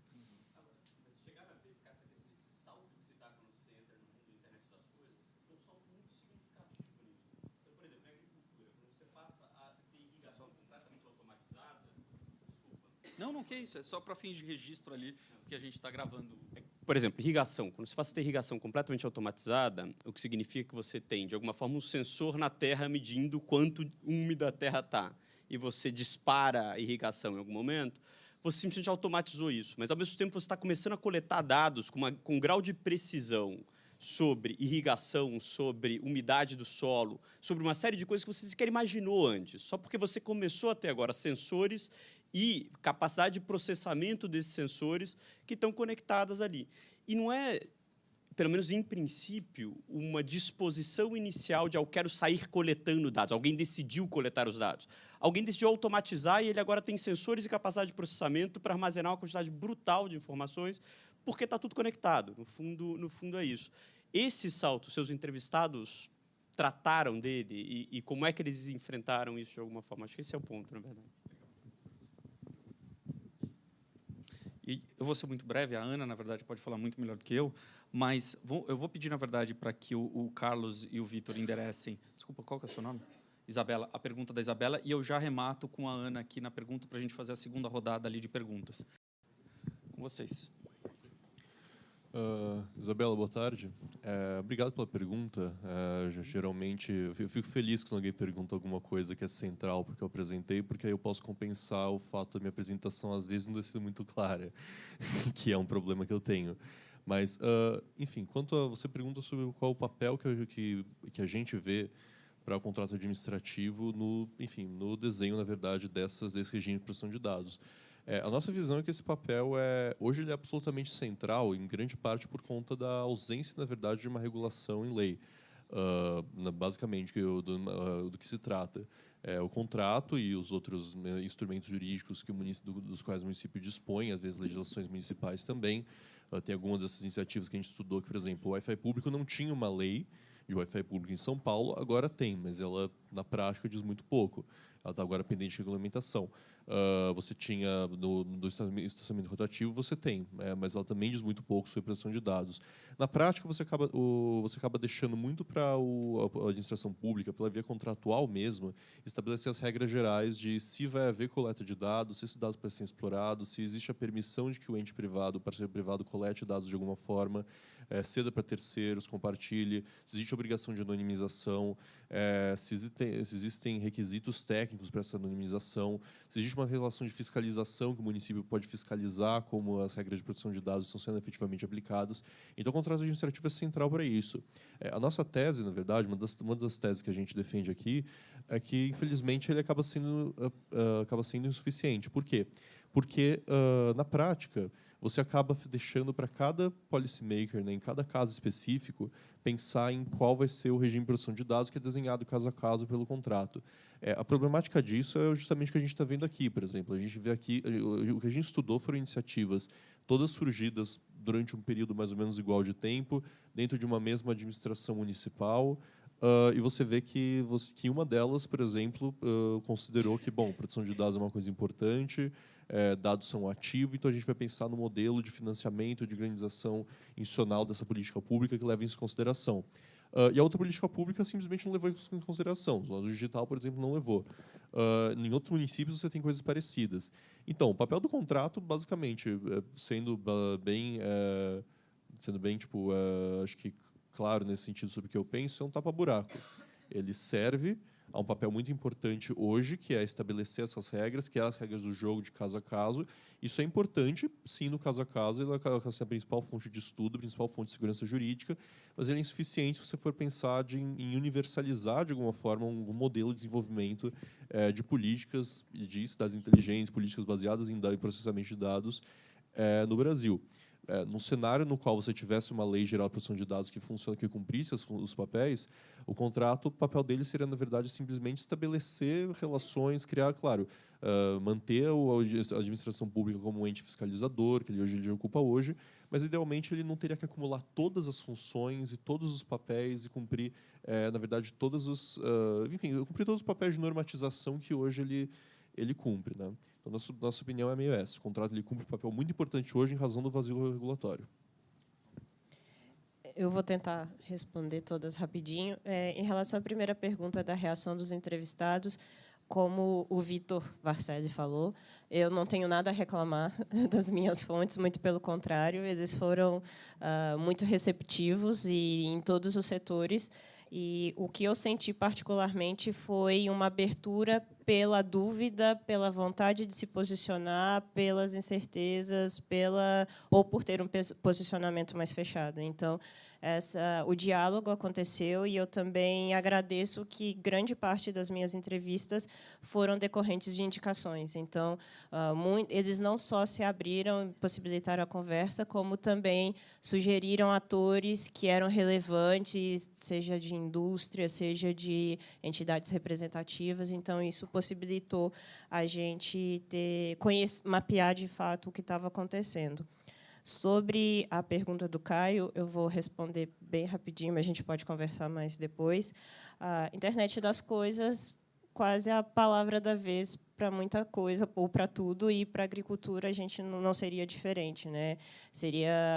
E os sensores, nesse caso, seriam sensores para o solo, para a planta, para o clima, para o maquinário, enfim, para cada microelemento da propriedade, possibilitaria quase que uma vigilância inimaginada ali, uma tentativa de ação sobre ela.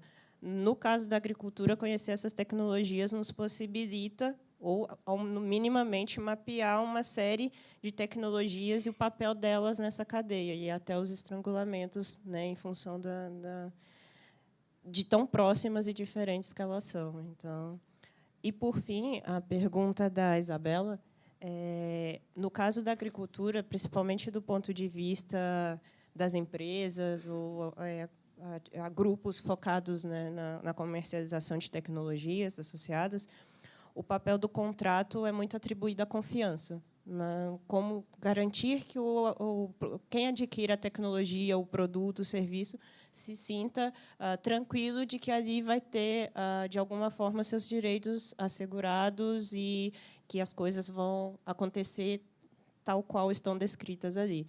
A gente não teve, eu posso dizer que menções ou preocupações focadas à parte dos produtores em relação ao funcionamento dos contratos. São outras preocupações, mas, no caso de quem oferece o serviço, é mais como um instrumento de, olha, vamos fazer uma parceria que aqui vai funcionar dessa forma, mais ou menos nesse sentido. Ana, eu só vou pedir para quem tiver questões agora, levantar a mão só para fins de registro.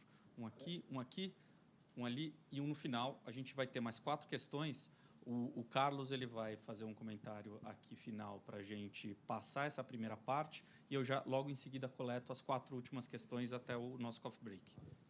Eu vou endereçar a pergunta do Marcel, que ele fez, que é uma pergunta bem que diz respeito diretamente com a nossa pesquisa, né? A experiência que a gente teve na elaboração da nossa pesquisa.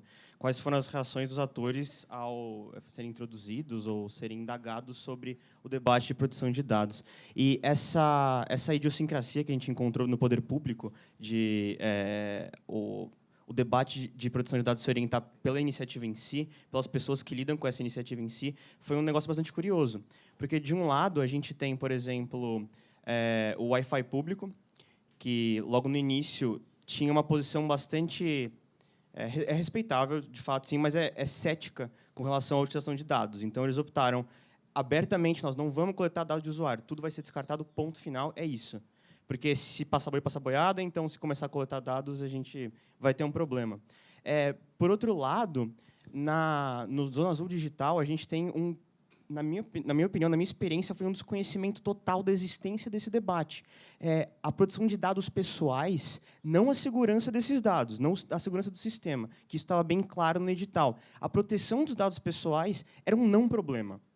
Eu consegui conversar tanto com a CT de São Paulo, quanto a PTC, quanto o pessoal de Campinas, que eu não lembro agora a sigla, e por meio da santa lei de acesso à informação, porque, pessoalmente, a gente não teve essa sorte, e as respostas que eu recebia no limite da linguagem, elas eram, não, porque essa iniciativa ela é muito boa, e é muito boa, é muito bacana. A iniciativa do Zona Azul Digital, eu acho uma boa iniciativa, mas a preocupação com os dados pessoais era uma coisa que meio que não fazia muito sentido na cabeça dessas pessoas, como se fosse algo além, tipo, não, tudo bem, eu estou tratando de resolver esse problema específico, eu vou tratar disso e ponto final. Entendeu? Então, por um lado, tem gente com muito conhecimento, já com um posicionamento político muito específico, muito bem delimitado, e, por outro lado, um pessoal que, não sei, parece que a gente indagar isso já é meio, peraí, não, isso não é comigo, tal, esse tipo de coisa, assim.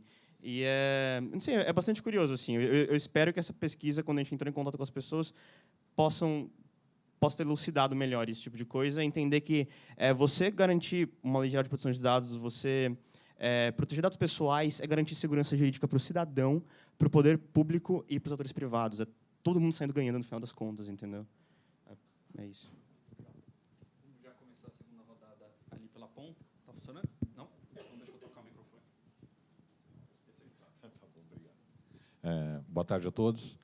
Meu nome é Fernando Gebara, eu sou o líder de um grupo de trabalho internacional no subcomitê da ISO, né, que é a Organização Mundial de Padrões de Computação em Nuvem. Tá? E participo de outros comitês internacionais, de outras reuniões internacionais também. Então, várias das coisas que vocês falaram aqui, durante a explanação de vocês, para mim são como que palavras-chave de trabalho que nós fazemos lá. Né? Tanto no nível brasileiro, porque a gente tem comissões que a gente chama de comissões espelho, né, quanto nas comissões internacionais. Então, quando se fala privacidade de dados, fluxo de dados, o grupo que eu lidero lá fora chama-se Data and Its Flow. Tá? Então, é um grupo preocupado com fluxo de dados. E eu queria, basicamente, fazer uma pergunta razoavelmente simples, e não é botar ninguém contra a parede, se vocês também foram atrás de informações dessas discussões, desses tipos de fóruns, porque, por exemplo, a gente teve interações com membros da comunidade europeia, tá? Onde eles pediram para nós fazermos parte do trabalho da legislação deles. A gente não pode legislar, a gente não pode regular mercado, mas a gente pode fazer, por exemplo, uma base do entendimento que depois, em cima disso, se faça uma regulação de mercado, de forma que aquela base sirva para vários países ao mesmo tempo. No caso europeu, é muito importante isso, porque eles são realmente um um conjunto de vários países, né? Então, nós estamos trabalhando, por exemplo, a parte de confiança de dados, que também foi abordada aqui. Esse dado é confiável ou não é? É um projeto que vai ser discutido agora, 11 de setembro, para ele começar a ser trabalhado, e ao qual o Brasil tem acesso de trabalhar nesse projeto, influenciar ou entender como ele está sendo feito. Então, a pergunta que eu faço é se vocês chegaram a ter algum contato com esse tipo de grupo, né, dessas discussões que vem da área de padrões internacionais ou não. Tá, muito obrigado. E quero elogiar o trabalho, foi muito bom mesmo, está sendo bastante elucidador para mim. Obrigado. Obrigado. Tinha mais uma questão aqui, eu já passo para o outro lado, ali no Rony e depois lá atrás. Boa tarde a todos, parabéns pela pesquisa, pelo trabalho. Meu nome é Pamela, eu sou advogada no escritório Pinheiro Neto. Eu queria entender de vocês se em algum momento vocês chegaram a pensar ou a chegar a alguma conclusão a respeito de qual seria o melhor modelo de regulação. Se uma autoridade central faria mais sentido, dados os diversos setores, as particularidades envolvidas, ou se o ideal seria ter algo mais segmentado. Queria saber se vocês chegaram a pensar nisso durante a pesquisa. Legal. Passa lá. Olá, boa tarde. Meu nome é Rony Weinzoff, eu sou coordenador e professor da pós-graduação em Direito Eletrônico da Escola Paulista de Direito e advogado atuante na área de Direito Digital. Primeiramente, a lei e demais pesquisadores, parabéns pela pesquisa, trabalho fundamental para o Brasil neste momento. Minha pergunta tem um pouco a ver com a questão do fator cultural e trazendo um pouco da nova regulamentação europeia, que entra em vigor a sua atualização no dia 25 de maio do ano que vem. Lá tem duas previsões interessantes, eu gostaria de saber se vocês chegaram a aprofundar isso, principalmente em relação à questão do tratamento de dados sensíveis relacionado à área de saúde. A previsão europeia da questão do Data Protection Impact Assessment, ou seja, uma avaliação prévia desse tipo de situação a partir do momento em que se pensa trabalhar determinados tipos de dados.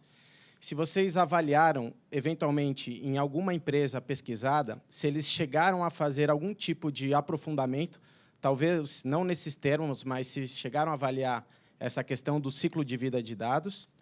E a outra questão que parece ser bastante relevante é a figura do DPO, né, o Data Protection Officer, internamente, que muitas empresas têm receio, principalmente no Brasil. Agora, para eu começar uma empresa, eu vou ter que ter um bombeiro, eu vou ter que ter um Compliance Officer, agora um Data Protection Officer, mas dependendo da sensibilidade dos dados e da quantidade de dados que são tratados em larga escala, e pelo que vocês acompanharam, aparentemente essa figura ela se apresenta como sendo de extrema relevância, pelo menos para alguém saber responder a esse tipo de pergunta diante da sensibilidade dos dados. E a terceira questão, envolvendo também um pouco da questão da autoridade competente, que faz esse papel de obrigar que as entidades públicas e privadas elas sempre tenham que se submeter a esse tipo de compliance com relação à proteção de dados. Porque a Europa é o berço dessa discussão e essa cultura já está intrínseca em relação às pessoas e às empresas. Aqui no Brasil, como vocês pesquisaram, não existe isso, né? Então, essa autoridade traria essa figura de sempre lembrar as entidades públicas e privadas sobre a importância desse tema. Então, um pouquinho dessa visão também. Obrigado. Vou pegar a última pergunta lá. Pode deixar que eu levo. Obrigado. Com licença.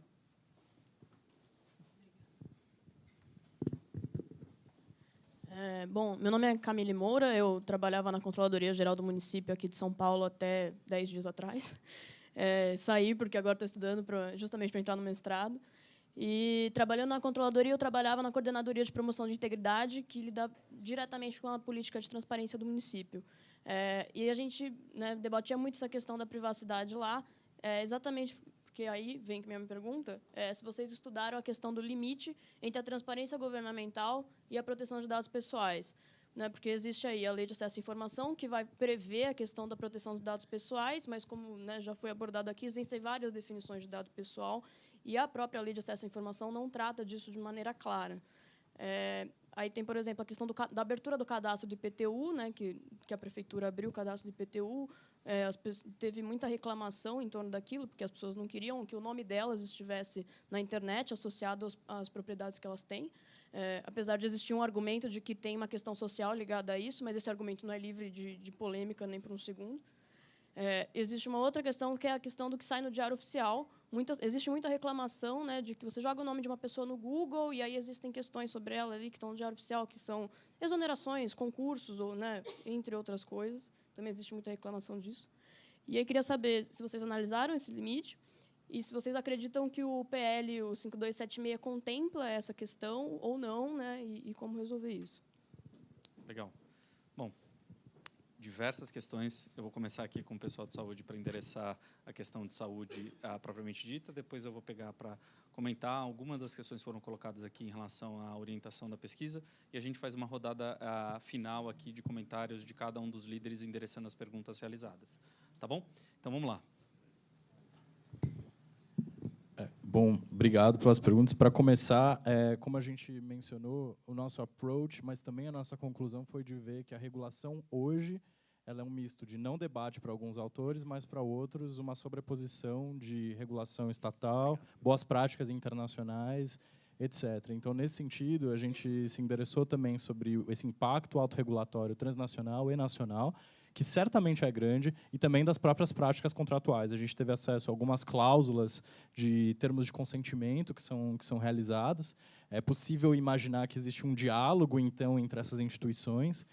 Agora, o limite disso e a efetividade, acho que é uma outra questão. E daí, acho que a pergunta sobre o que envolve os aspectos da cultura, para a gente, foi muito importante, no sentido, a comparação que a gente fez foi com os debates que envolveram o direito da concorrência na década de 90 no Brasil.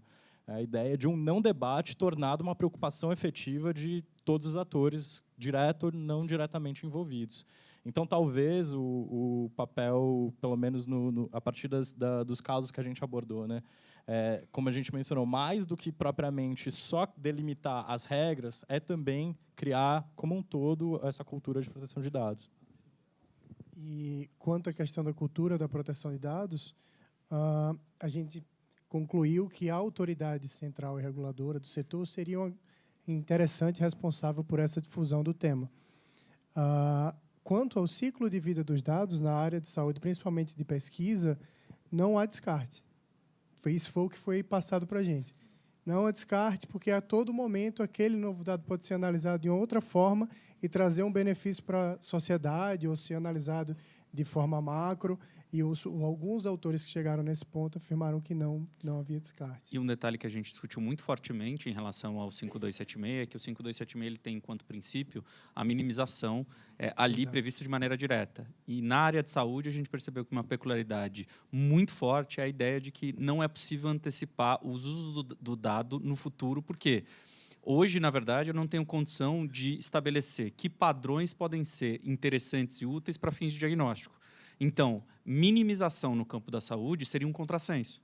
Na verdade, boa parte da estratégia, principalmente de grandes hospitais, é trabalhar com a lógica de maximização. Quanto mais dados, maior a minha capacidade de realizar, por exemplo, diagnósticos com base ali em algumas tecnologias, dentre elas de algoritmo relacionado a isso. Eu vou dar uma parte aqui para o Renato. Só fala no microfone para a gente registrar. Porque como a gente está gravando... Só com relação a essa maximização do uso dos dados, se os dados seriam os dados pessoais ou dados anonimizados? Se eles mantêm isso, eles fazem algum tipo de tentativa de segregação de quem é o titular daqueles dados? Em geral é anonimizado, mas de uma forma simples, digamos assim. Exatamente.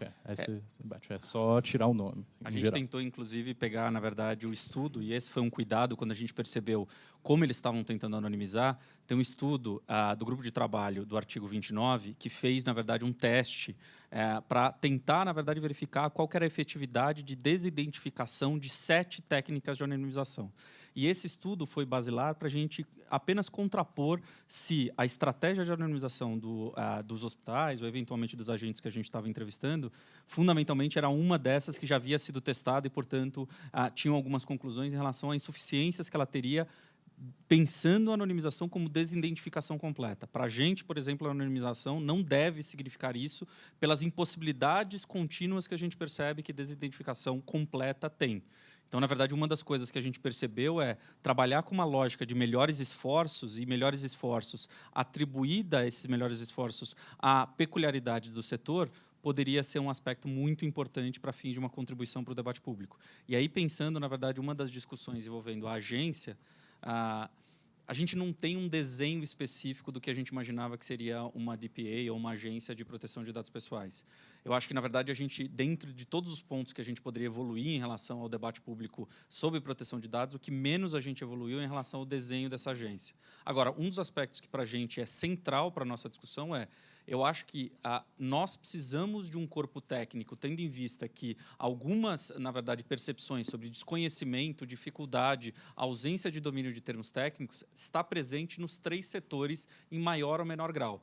Então, ter um corpo técnico que seja capaz de, promover políticas de educação e disseminação da cultura, vamos dizer assim, de proteção de dados pessoais, é um aspecto central e importante nos dias atuais. E um segundo ponto importante é como é que a gente pode, na verdade, ter peculiaridades setoriais abarcadas por interpretações de uma entidade administrativa técnica. Por exemplo, como é que eu vou definir interesse legítimo? Interesse legítimo na agricultura digital, pela conversa que a gente tem, pode ser interesse legítimo dentro da lógica de saúde digital pode ser outro. E a análise de impacto ela está diretamente relacionada às peculiaridades do setor. E quando a gente pensa ali no campo, na verdade, dos hospitais, essa análise de impacto muitas vezes era uma barreira que a gente tinha no diálogo que a gente tentava traçar. Porque, como muito bem falaram tanto o Varcelli quanto o Ido, uma das coisas que era marcante no setor de saúde digital é que a informação se dá aos pedaços.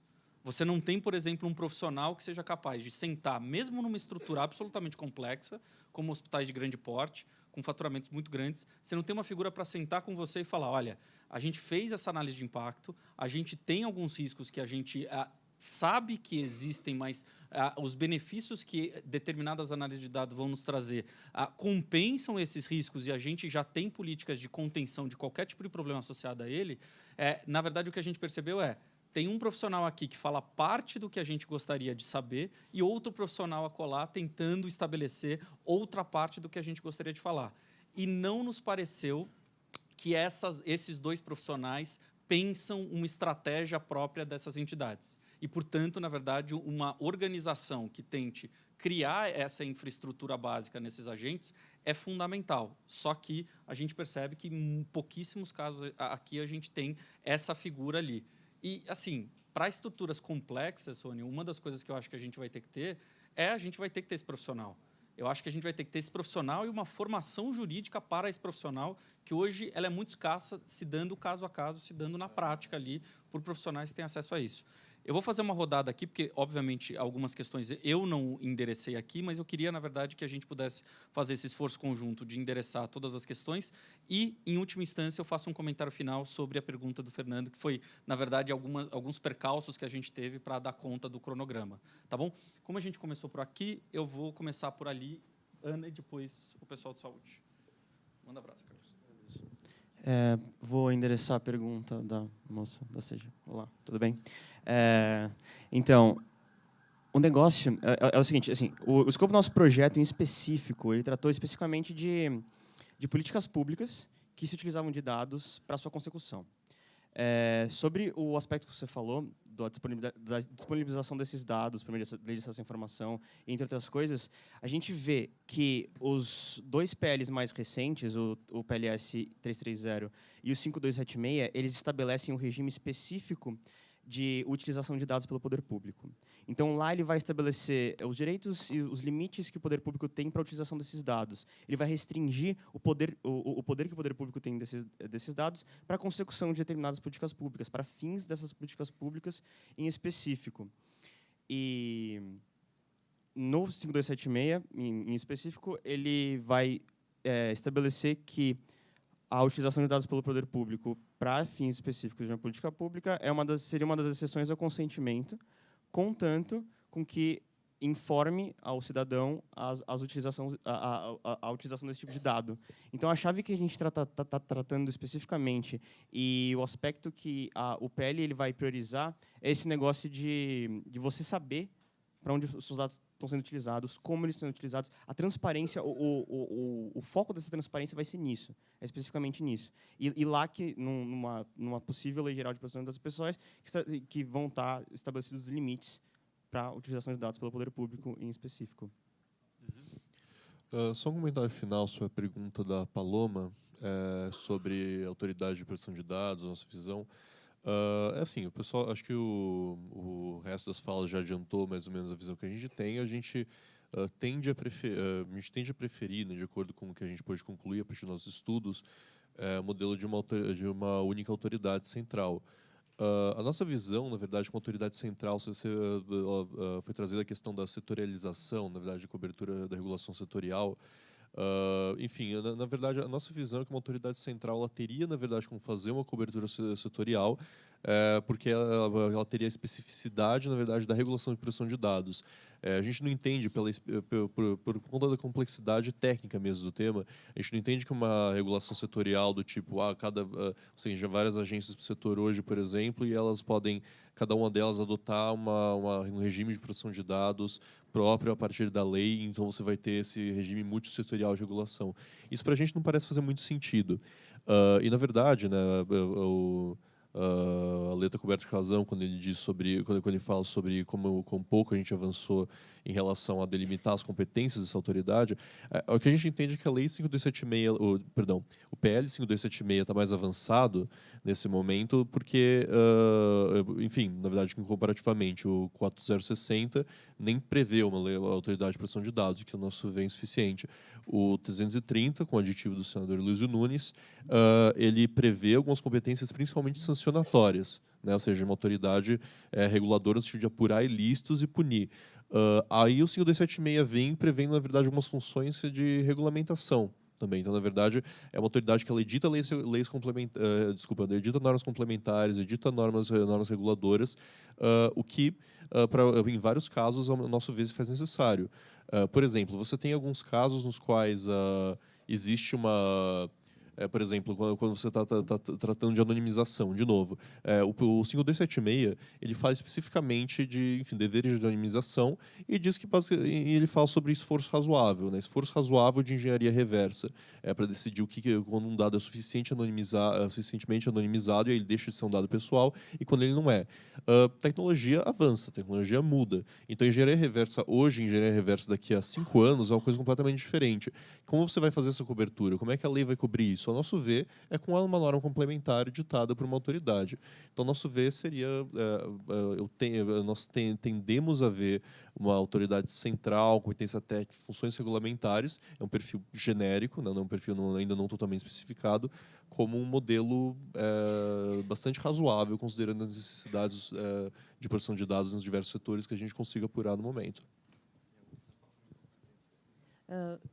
Para a pergunta do Fernando, eu só queria dizer que, no caso da discussão de dados, agricultura, no âmbito internacional, foi curioso ver que, principalmente nos Estados Unidos, a coisa também, os temas são bem sensíveis, não tem nada muito delimitado em termos de legislação, mas lá existiu uma iniciativa de empresas privadas com alguns produtores e tal, definindo alguns princípios, né? E isso foi de 2014, propondo princípios de privacidade e segurança para dados da fazenda.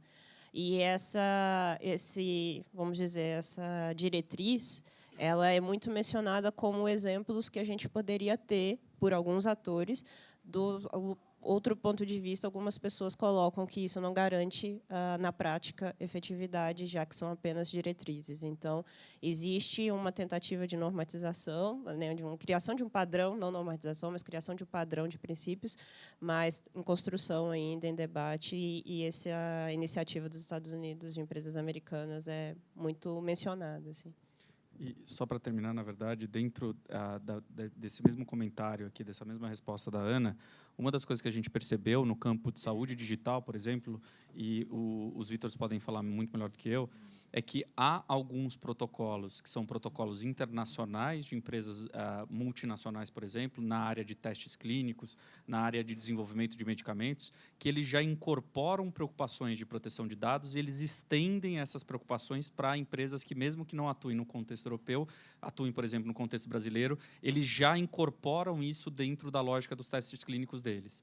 O que a gente ficou um pouco impressionado? Um dos estudos de caso que a gente começou a desenvolver era, na verdade, a ideia de que a gente podia estudar também estudo de caso envolvendo empresas nacionais. Uma que desenvolve ali tecnologia, mesmo que ainda de maneira tímida, que é o caso da Axê, a gente percebeu, na verdade, que não havia essa mesma extensão ou essa adoção, vamos dizer assim, de um comportamento que se dava no contexto ali de empresas multinacionais.